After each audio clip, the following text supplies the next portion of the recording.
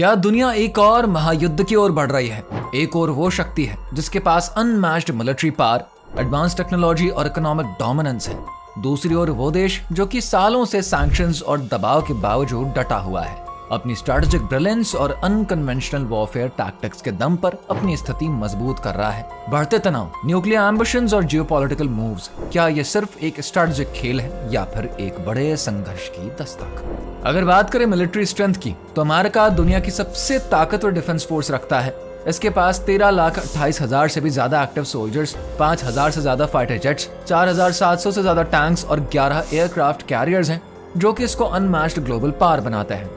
US air force न केवल दुनिया की सबसे बड़ी फोर्स है, बल्कि इसकी टेक्नोलॉजिकल एडवांसमेंट इसे और भी घातक बनाती है।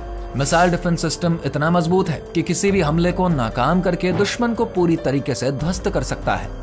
इसके अलावा $900 बिलियन से भी ज्यादा का एनुअल डिफेंस बजट इसको लगातार और भी मजबूत ही करता जा रहा है। दूसरी ओर ईरान की मिलिट्री रीजनल लेवल पर इंप्रेसिव जरूर है, लेकिन ग्लोबल स्टेज पर यह यूएसए के सामने नहीं टिकता। इसके पास 6,10,000 एक्टिव सोल्जर्स, 1,600 से ज्यादा टैंक्स और एक विकसित मिसाइल प्रोग्राम है।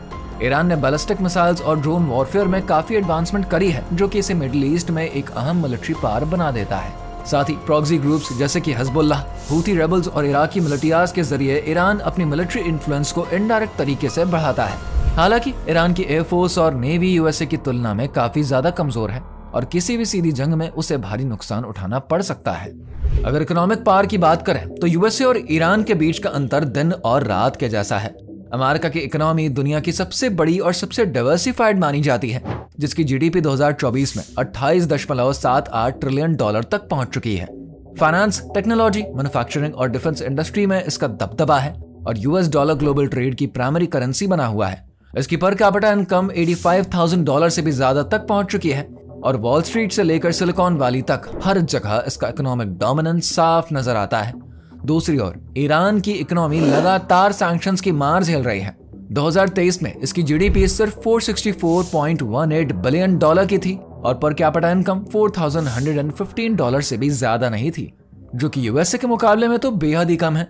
ईरान की इकोनॉमी मुख्य रूप से ऑयल और गैस एक्सपोर्ट्स पर ही निर्भर करती है, लेकिन यूएस और वेस्टर्न सैंक्शंस ने इसके ग्लोबल ट्रेड को बुरी तरीके से प्रभावित किया है। हालांकि चाइना और रशिया के साथ बढ़ते ट्रेड रिलेशंस ने इसे कुछ राहत जरूर दी है, लेकिन कुल मिलाकर देखा जाए तो ईरान की इकोनॉमी यूएसए के सामने कहीं भी नहीं टिकती। अगर पॉपुलेशन की बात करें तो यूएसए और ईरान के बीच बड़ा अंतर नजर आता है।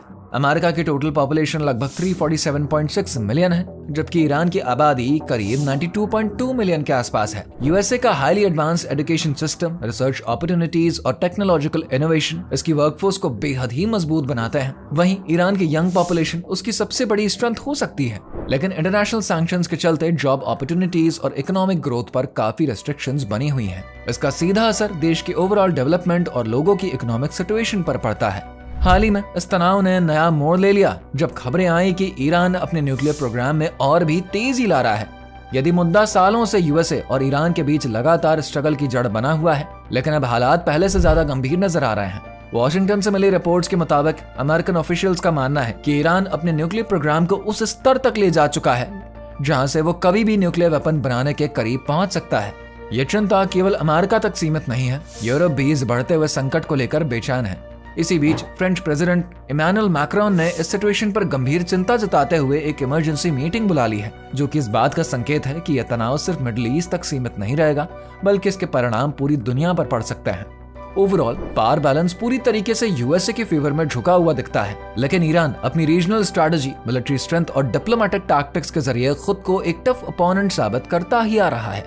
अब सवाल यह है कि क्या ये स्ट्रगल केवल सैंक्शंस और डिप्लोमेटिक टॉक्स तक ही सीमित रहेगा या फिर हालात किसी बड़े युद्ध की ओर बढ़ रहे हैं? आपकी क्या राय है? कमेंट करके जरूर बताइए। अगर आप हमारे चैनल पर नए आए हैं तो सब्सक्राइब करना बिल्कुल ना भूलें।